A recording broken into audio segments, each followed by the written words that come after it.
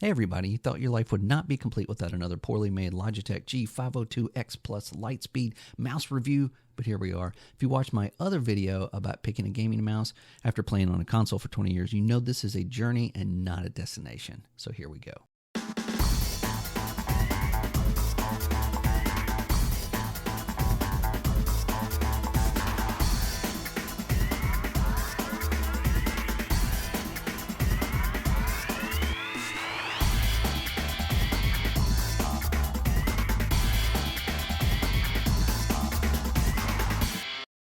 This is the black matte finish with RGB, don't judge me.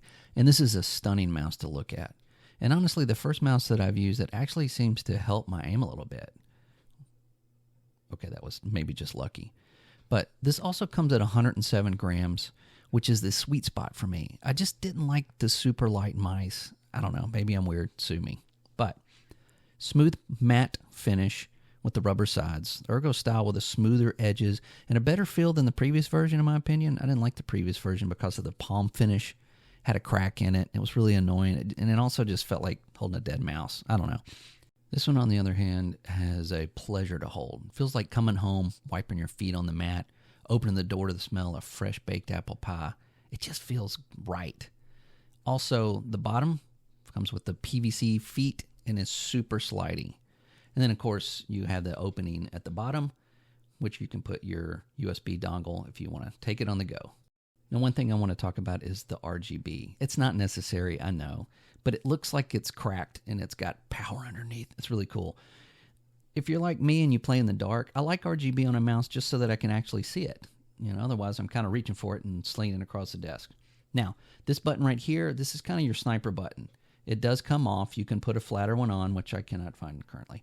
But when you press that button, it is 400 DPI, which gives you slower, more precise aiming. Now, the wheel is fantastic. However, in normal mode, it doesn't feel, it's a little clunky. I'm not really fond of it. But you have side-to-side buttons, and you also have the clutch. When you press the clutch, it releases the wheel, and it's free-floating. So you can just sling it. So when you're in the bottom of a 458 comment Reddit page, hit that sucker and go right to the top. Okay, that's all you need to know mechanically. We'll get into the software in a second, but this mouse just feels good. I wanted to take a second to talk to you about why this mouse is so popular.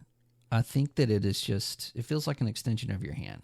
That's corny, I know, but I didn't really expect to like this mouse. I tend to like the most obscure thing you can possibly find. But I've played the Glorious O, I played the Super Light. They just don't do anything for me. They're super light, which in my opinion doesn't give you as much control. That depends on your play style, depends on your hand. All of this is subjective, but this thing does all. It's great for productivity. It's great for graphics. It's great for gaming. This is not the last mouse I'll buy, obviously, but for right now, this is my go-to mouse, and I am extremely happy with my purchase, and that's what counts. So let's talk about the software. Okay, now the software you're going to be using is the G-Hub software. It's going to run in the background. It does control your RGB. Like most mice, you can change the color, the cycling, the type of RGB. Again, it's not important. I know people are going to say this is silly, but I like it. It's just fun. It's just fun. Just get over it. So also you have assignments. This is where you can control your buttons and assign macros, key commands, change the mouse button, anything you want. It is, as you can see here, it's pretty much limitless what you can do with this software. And the great thing is with this software, if you add another Logitech mouse or product, it's going to be the same software. It's just going to plop it in there, much like everything else. Now, the DPI, the sensitivity, you get 5 of these. It does go up to 25,600, and if you're using that, I don't know what's wrong with you. That is just insane. Polling rate is 1,000, which is normal fare. Nothing too special there. But you do have 2 buttons on the top of the mouse that control your DPI, so you can change them up and down if you so choose to. Now, I haven't had any problem with the software. That may just be a test of time until I do, but so far, so good. So all in all, this is a great mouse to use. I'm really enjoying it. I did Spring for the wireless version. Obviously, this is wireless. You do get a cable and a dongle in the end to put that a little bit closer. I have found that having that dongle on my PC, which is probably about 3 feet away, I had a couple of issues. So adding the cable and then the USB adapter on the end, I was able to put it under my desk, which is only about 11 inches from the mouse. Have had zero latency, zero problems whatsoever. I hear that this is an issue with most wireless gaming mice, but after using one, I don't think I want to go back to a corded one. So they do have a version of this that does have a cord with no RGB that is considerably less.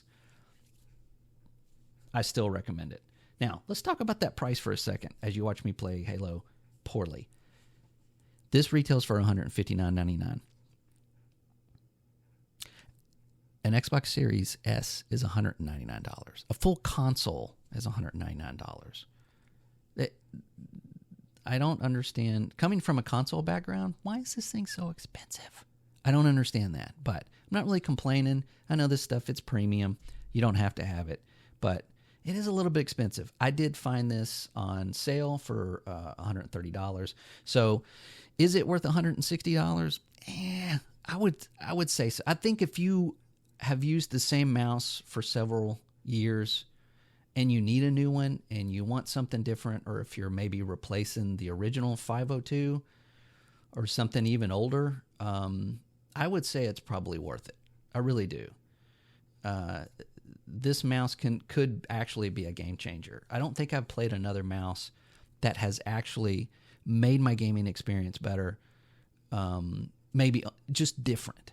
This one actually makes it better, and I do enjoy using it. So for me, I would say that the price is worth it.